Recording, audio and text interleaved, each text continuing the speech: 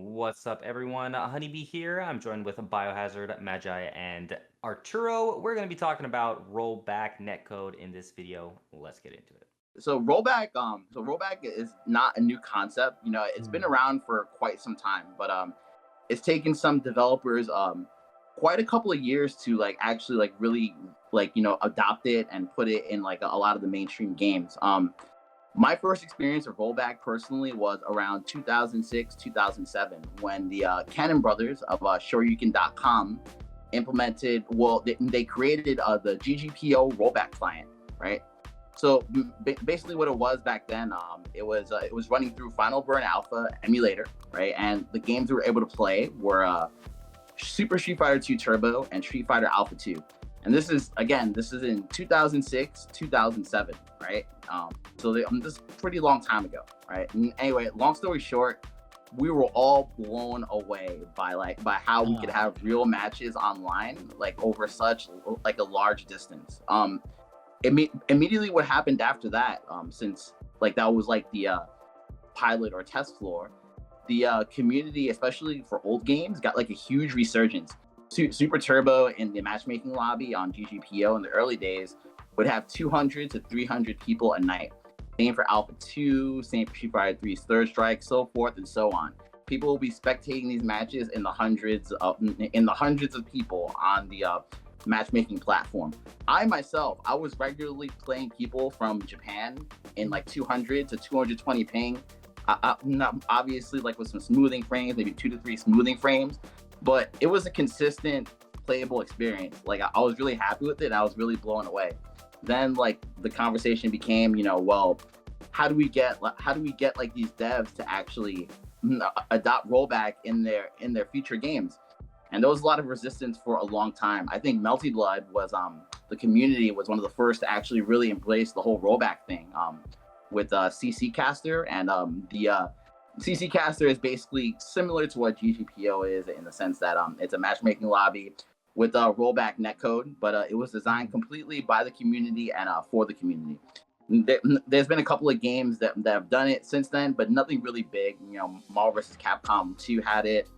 Marvel vs. Capcom 1 had it. Street Fighter 4 did not have it. Street Fighter Cross Tekken did have rollback.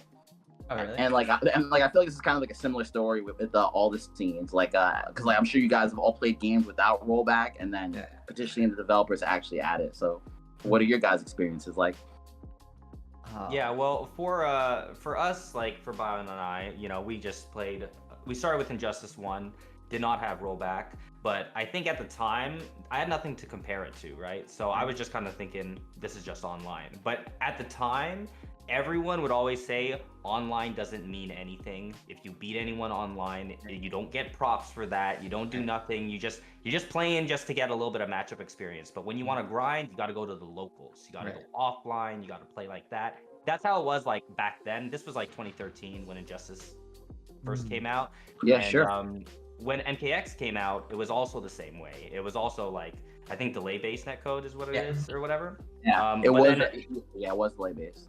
Yeah, but then during the life cycle of MKX, they implemented rollback, and then it was a whole new thing.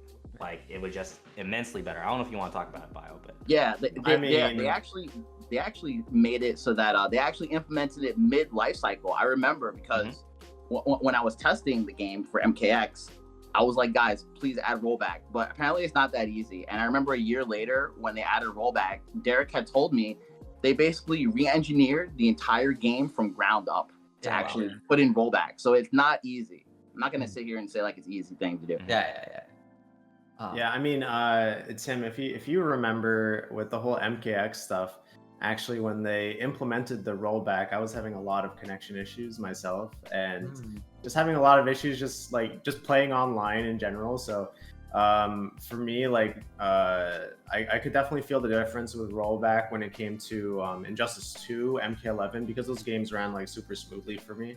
MKX, it wasn't that great, and like you said, Injustice 1, it just wasn't the greatest game to play online. If I'm comparing it to other fighting games, because I play Street Fighter 4 and Marvel, it's around the same experience. I can tell you. Yeah, it's about the same experience, I'd say. Yeah. But yeah, definitely Rollback helped out those other NRS titles quite a bit. And for Melee, or actually, honestly, in for Nintendo, it was honestly so funny. Like if you just played Smash games, like the only like real online games you had were like Brawl, Smash 4, and like Ultimate Now. And those games are just like, they're like if you took delay base and like just like made it twice as worse. I don't know why. I don't know what they did wrong, but like you could play like net play Brawl, and like the game would just freeze for like 30 seconds at a time, and then a frame would progress, and then it would go another 30 seconds, and then a frame would progress, and like our concept of like online was like a joke. And then all of a sudden, you know, Fizzy had like they created like the concept of how you could make rollback, because what ended up happening is that we had Dolphin like emulator or whatever, and it had a net play thing that was delay based, and it was like pretty okay. It was just like, you know, pretty heavily tied to ping, like it's just delay based, and that was pretty good. And we also had a very similar experience of like, like, you know, there's net play, but like what really matters is like the locals and like the majors or whatever. And Melee was a really region-based game as a result. Like y'all probably like maybe have heard of crew battles, like, you know, East Coast versus West Coast. There's like all that shit was like super prevalent in the scene. And then Fizzy came out with Slippi, which was the fucking rollback. He also like, I don't know if he like had to make the game ground up or whatever like MKX did, but he did some magical shit, and now like the whole fucking scene is just ridiculously different. Like, you know, we even have like builds for like playing against Europe from America, or like playing Japan or whatever.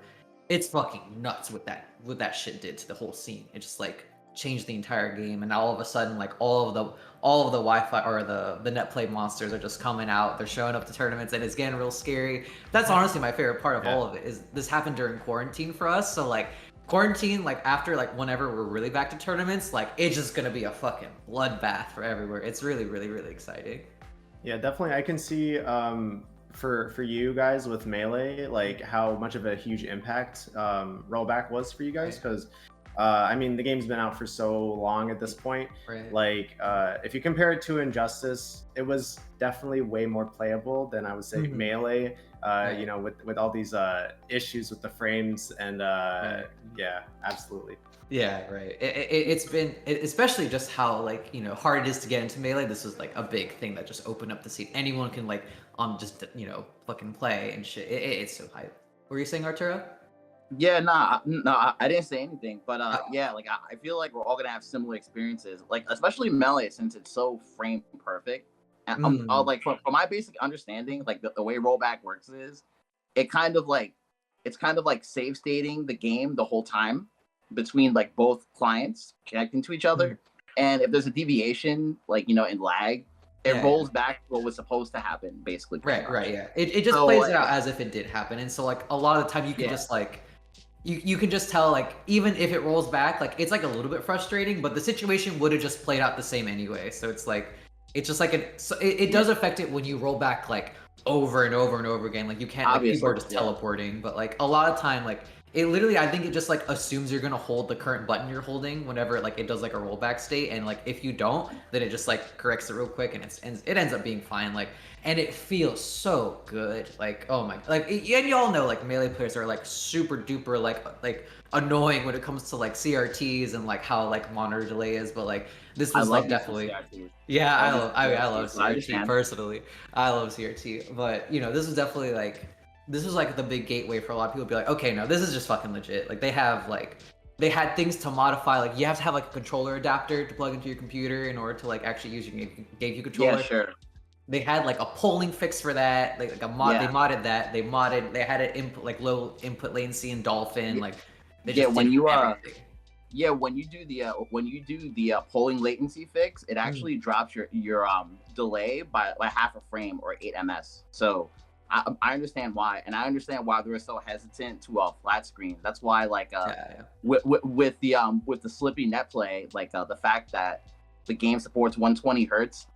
On top of all those fixes you mentioned, on top of rollback, makes it too good. Yeah, it's too good. It actually is too good. Literally right before I was like in here, I was talking to my friends from all across like East Coast, West Coast, Midwest, and we were just playing, and we were just talking about the game, and like the access you have to the grind is ridiculous now. Like you had to be really lucky with certain regions. Like I mean, like for example, being born in Louisiana and playing at locals in Louisiana is like, you know, I still think we have like a pretty strong scene, but like it's nothing compared to like SoCal with like Mango and like, you know, 20 other like just godlike players that you have access to at locals and whatnot.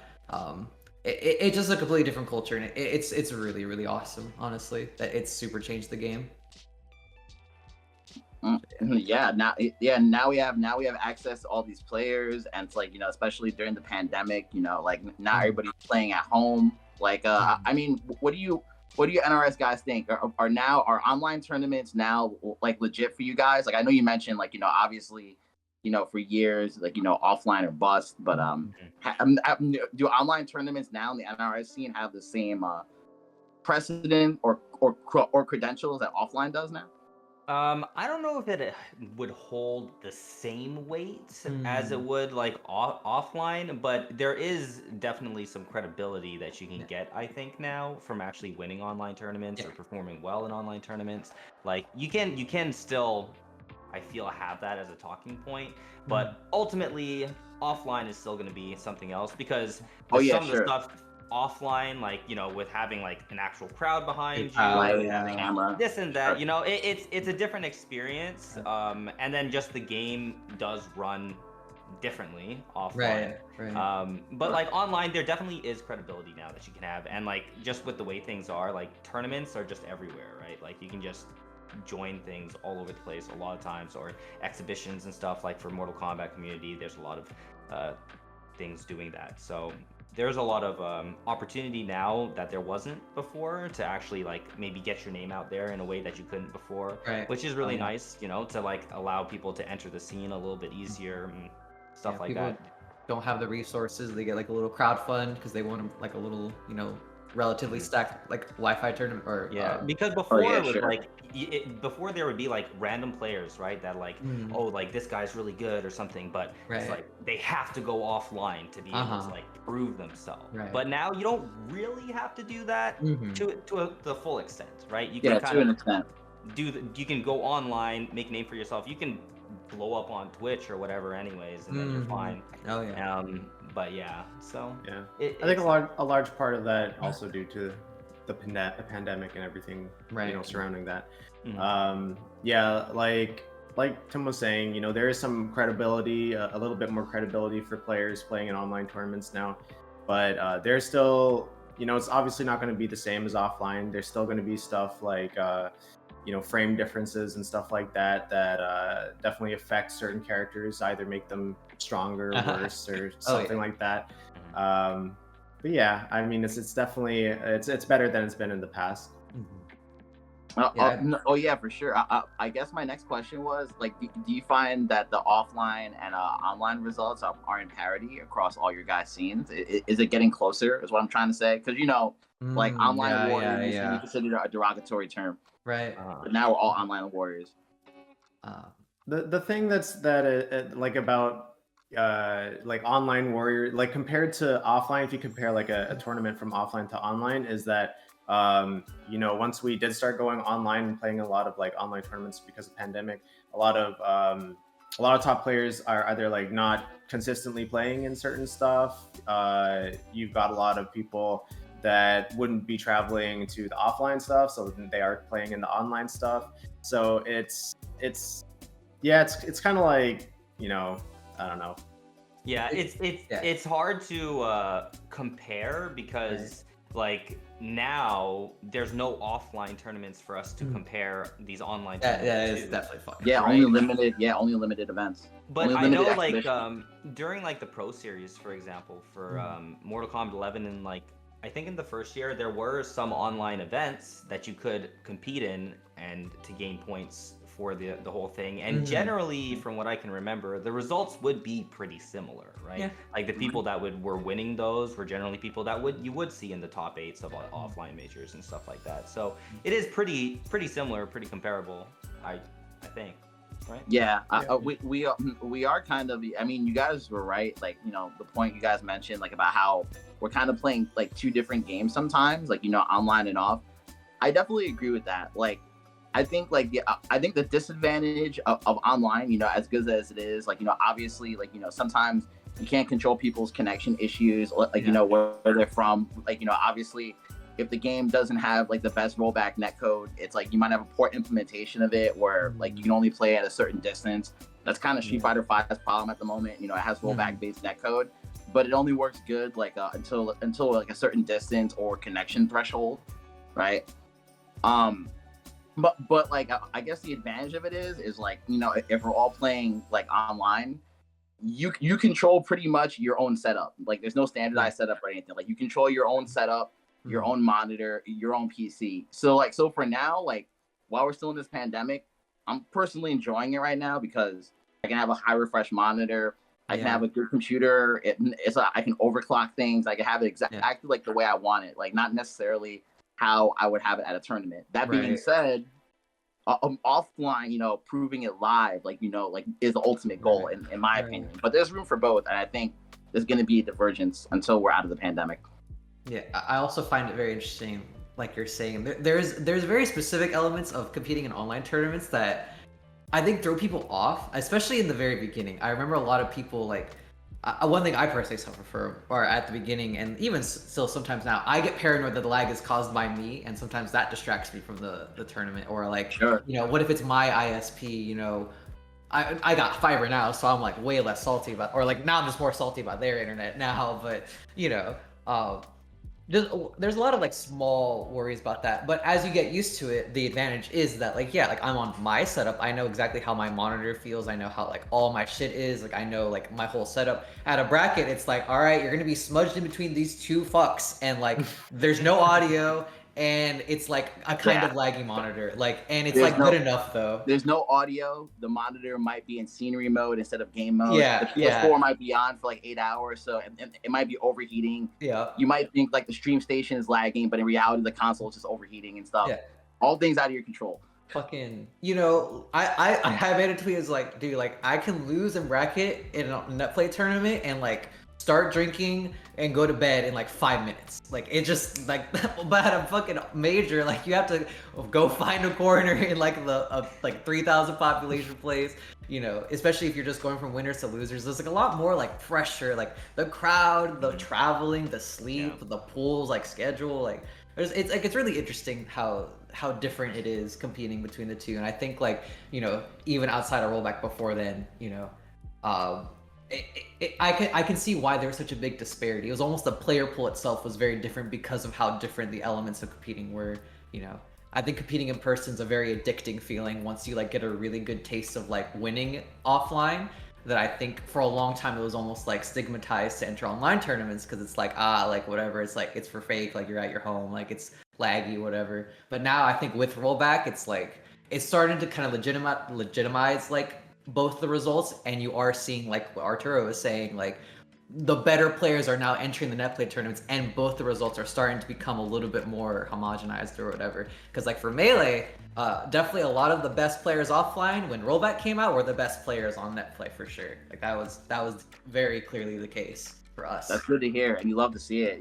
You love to hear those kind of success stories where it's the game can thrive just outside of major metropolitan areas. I've always lived in a hotspot where offline I should say is really good. So I've been truly blessed. I've been truly blessed. Now everybody kind of gets to get a little bit of that feeling with good rollback. Right. Yeah. But yeah. Oh yes. And, I think I was gonna ask one more question at least. I think one thing, or at least it's just interesting. It's definitely becoming a selling point now. Just it's almost becoming standard. It's hey, when you announce your fighting game, that shit better say rollback. That's something even the Nickelodeon game, day one. That's a big incentive for me to even want to play the Nickelodeon. Right. When I heard that it has rollback in it, I'm oh, okay. Yeah, cool. But if it was the same thing as Smash Bros, it's I don't know. Right. Yeah, it's taken us so long to even get to that point where now rollbacks is a selling point. I've had to argue with people in the past 10 to 15 years about how they said delay felt better for them. And it's what do you even say? It's they're wrong, but it's kind of blow them up, right? Right. You know, I forgot. I think it was during one of these talks, like one of the Beastcoast videos, or I did it with a friend or something. But they mentioned how rollback might become a little bit of a crux in the next few years for games to just kind of like put together some like fighting game or whatever and throw rollback on and trying to sell it. What do y'all guys think? Like, do you think that's actually going to be like a problem where people are just going to be really lazy and make like kind of shitty fighting games and just put rollback in it and like not have to worry about it? Or do y'all think we know better at this point?